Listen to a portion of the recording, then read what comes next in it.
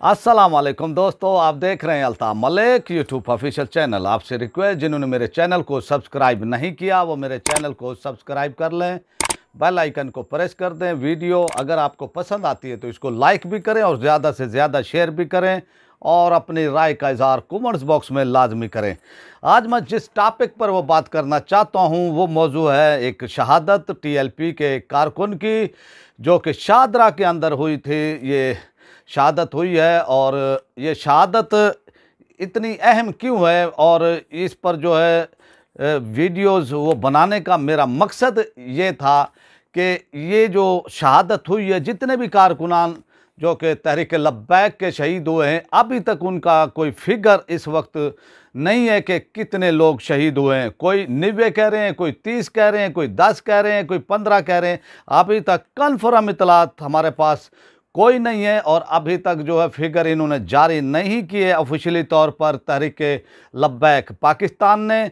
तो इस हवाले से बात वो करूँगा। दूसरी बात करूँगा, जनाब आर्मी चीफ की सहाफ़ियों से मुलाकात हुई है और उस मुलाकात के अंदर क्या क्या बातें हुई और तहरीक लब्बैक के हवाले से आर्मी चीफ ने क्या कहा वो भी आपसे डिस्कस करूंगा। लेकिन सबसे पहले जो है मैं आपसे बात करना चाहता हूं वो है जो कि शादरा लाहौर के अंदर एक तो आप ये देखें कि जो जहां पे मस्जिद जामा रहमतुल आलमीन है, जो कि वो तहरीक लब्बैक का हेड क्वार्टर है और इस हेड क्वार्टर में जो है यहाँ के इर्द गिर्द जो इलाके थे और ये सब अहले सुन्नत और मजबूत गढ़ हैं तहरीक लब्बैक का। और यहाँ पर जो है एक धरना वो दिया जा रहा था और मरकज़ी वो धरना था और एक एहतजाज जो है एक ऑपरेशन वो चल रहा था शादरा के अंदर। और शादरा में वहाँ पर एक कारकुन वो शहीद हुए, हाफिज़ कुरान, जिनका ताल्लुक़ नारोवाल सियालकोट से था।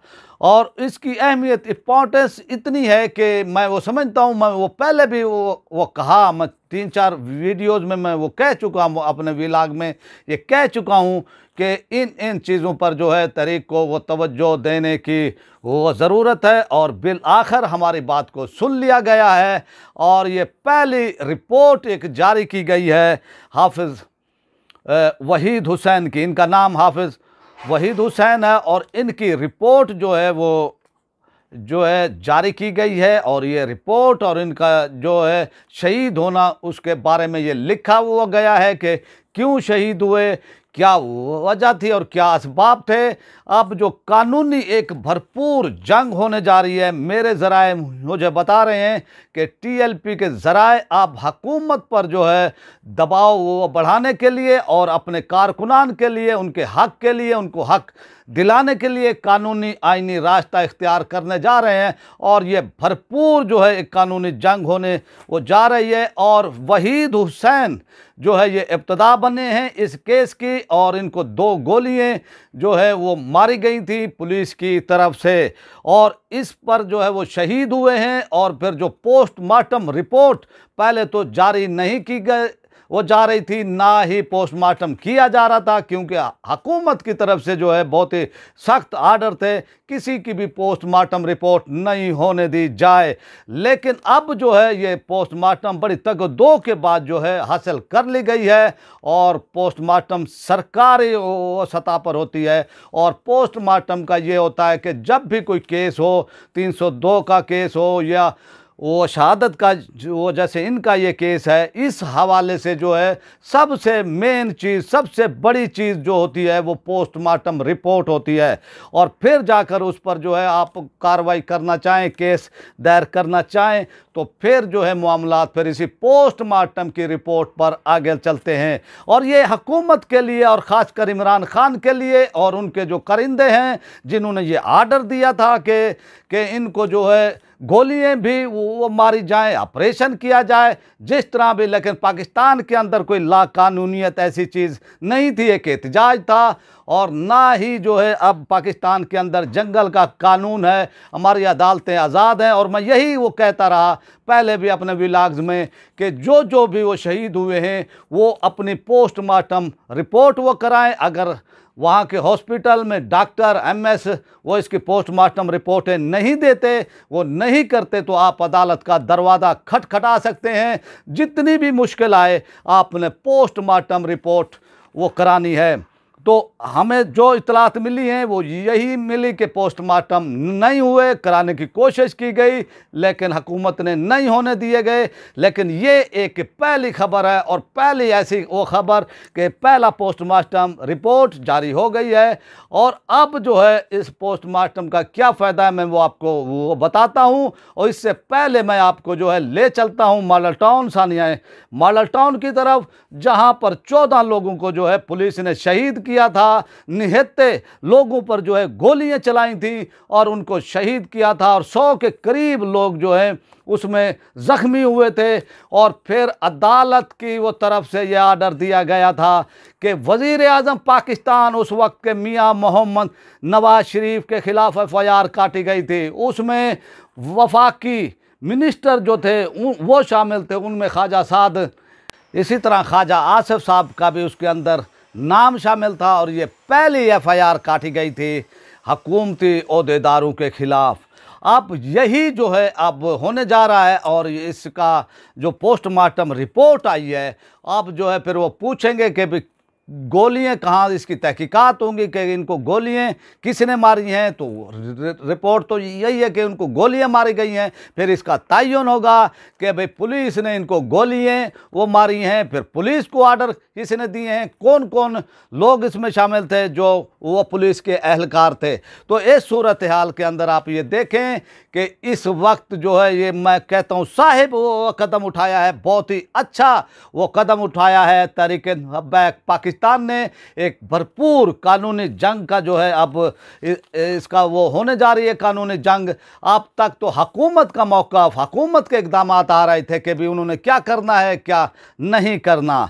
अब जो है हाफिज़ साद हुसैन रिजवी साहब ने जो कि रिहा होने से इनकार किया है और उनके जो है तकरीबन 200 के वो करीब इतलात ये हैं कि उन पर एफआईआरें वो काटी गई हैं। आप ये देखें कि इतना जुल्म, इतना वो कि भी एक बंदा जेल के अंदर है और उन पर इतनी एफआईआरें काट दी गई हैं। तो फिर जो कानूनी वो ज़राए हैं, जो सीनियर जो लोग हैं, कानूनदान हैं, उनका ये कहना है कि इन एफआईआरों की कोई हैसियत नहीं है क्योंकि ये जेल के अंदर बैठ कर वो काटी गई हैं, क्योंकि ये अरेस्ट हो गए थे। इससे पहले इनके खिलाफ कोई भी एफआईआर नहीं थी और इस एफआईआर पर जो है अब जब वो ये अपनी कानूनी जंग का आगाज़ करेंगे तो वकला की टीमें उनके पास हैं, बहुत बहुत अच्छे वकला तहरीक बैक पाकिस्तान के पास है। एक ये नहीं है कि भाई जो है एक आम आदमी इनकी पार्टी के अंदर है। तहरीक बैक पाकिस्तान में बड़े बड़े साहिब हैसियत लोग भी शामिल हैं, बड़े बड़े वकला भी शामिल हैं, बड़े बड़े डॉक्टर हजरात भी शामिल हैं। हर शोबा ज़िंदगी से जो है लोग इसके अंदर वो शामिल हैं और इसकी अहमियत जो है मैं वो समझता हूँ बहुत ही अहम अहमियत है। और आप देखेंगे जब इसकी एफआईआरें होंगी तो इसमें इमरान खान का भी नाम होगा, फवाद चौधरी का भी नाम होगा और इसके अंदर वज़ीर दाखिला शेख रशीद अहमद साहब का भी जो है नाम होगा, उस्मान बुजदार वज़ीर आला पंजाब और वो वज़ीर कानून पंजाब उसका भी नाम होगा। और मेरे आपसे रिक्वेस्ट है कि आप कमेंट्स में भी इसका जो इजहार करें कि किन किन के इनमें जो है नाम होने चाहिए एफआईआर के अंदर। और ये बहुत वो बड़ी वो कामयाबी है टीएलपी की। अभी तक हुकूमती मौक़िफ़ आ रहा था सामने, लेकिन ये एफआईआर अब फैसला वो करेगी हुक्मरानों का कि जो इन्होंने जुल्म किया है, जो जबर किया है, जो ज़्यादती की है, निहत्ते लोगों पर सीधे फायर किए गए हैं, अब इनको अपना जवाब देना पड़ेगा। ये तो थी आज की वो ताज़ा व तरीन इस हवाले से हाफिज़ वहीद हुसैन के हवाले से। अब हमारा दूसरा मौजू है, आज पाकिस्तान के 25 नामवर सहाफ़ियों ने आर्मी चीफ से मुलाकात की है और उसके अंदर खुलकर जो है वो बातें हुई हैं जो कि इंडिया के साथ बैकडोर बातचीत चल रही है, मुज़ाकरात चल रहे हैं। हालांकि शाह महमूद वो कुरैशी साहब ने जो है इनकार किया है कि कोई ऐसे बैकडोर मुज़ाकरात नहीं चल रहे। लेकिन आर्मी चीफ साहब ने इसकी वो तस्दीक की है कि भी बातचीत चल रही है और ये बातचीत 2017 से चल रही है। और आर्मी चीफ ने यह कहा कि उस वक्त के वज़ीर आज़म शाहिद खाकान अब्बासी की उस पर जो है रिक्वेस्ट पर यह बातचीत जो है वो शुरू की गई थी और ये उस वक्त ये बातचीत वो चल रही है। तो अब फिर दूसरे मौज़ूआत ये हैं कि फिर जो है नून लीग के हवाले से भी बातचीत हुई है। साफ़ियों ने वो सवाल किए, उन्होंने कहा जी उनका जो मामला है वो अदालतें जाने, वो जाने, हमारा उनसे कोई ताल्लुक़ वास्ता नहीं है। तो इसी वो सूरत हाल में फिर जो है टीएलपी का जो मौजू है, जो मौजू है बहस वो बना हुआ है और इस वक्त पाकिस्तान के अंदर और बैरून दुनिया के अंदर ये मौजू एक बहुत ही यानी हसास हसास वो टॉपिक था और इस पर जो है बहस हो रही है और अब हुकूमती इक़दाम पर भी खुलकर बहस हो रही है। तो सहाफ़ियों ने सवाल किया कि टीएलपी का मुस्तकबिल क्या है।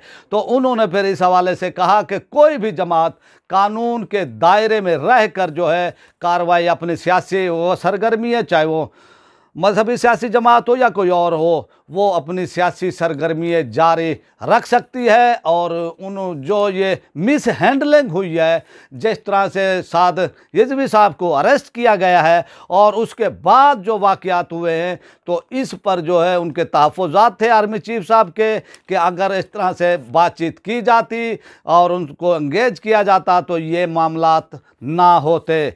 लेकिन आर्मी चीफ की वो तरफ से ये कहना कि हर पार्टी को जो हक है और इस तरह टीएलपी को भी हक है कि वो कानून के दायरे में कानून को फॉलो वो करते हुए वो अपनी सियासी सरगर्मी जारी रख सकते हैं। ये टीएलपी के लिए बहुत बड़ी खबर है और लोग जो वो समझ रहे हैं कि इसके अंदर जो है कि पाक फ़ौज का कोई रोल था इस ऑपरेशन के हवाले से, इस ऑपरेशन में कतन जो है पाक फ़ौज का कोई रोल नहीं था। और आर्मी चीफ ने पीएम इमरान खान को उस वक्त कह दिया था कि भाई ताकत इस्तेमाल करने से गुरेज किया जाए और मामलात को जो है बातचीत से हल किया जाए। और आज की ये मुलाकात साफ़ियों से और इस तरह से जो है फिर टीएलपी के हवाले से बातचीत होना, मैं वो समझता हूँ कि तहरीक अब्बैक के लिए बहुत ही वो खुशाइंद है। और उन्होंने कहा कि कौमी धारे में वो शामिल है और वो जो है अपना काम कर सकती है। ये टीएलपी के लिए बहुत बड़ी कामयाबी है। अब मैं आपसे चाहता हूँ इजाज़त, आपसे रिक्वेस्ट, जिन्होंने मेरे चैनल को सब्सक्राइब नहीं किया वो मेरे चैनल को सब्सक्राइब कर लें, बेल आइकन को प्रेस कर दें, वीडियो को लाइक भी करें, ज़्यादा से ज़्यादा शेयर भी करें और अपनी राय का इज़हार कमेंट बॉक्स में लाजमी करें। पाकिस्तान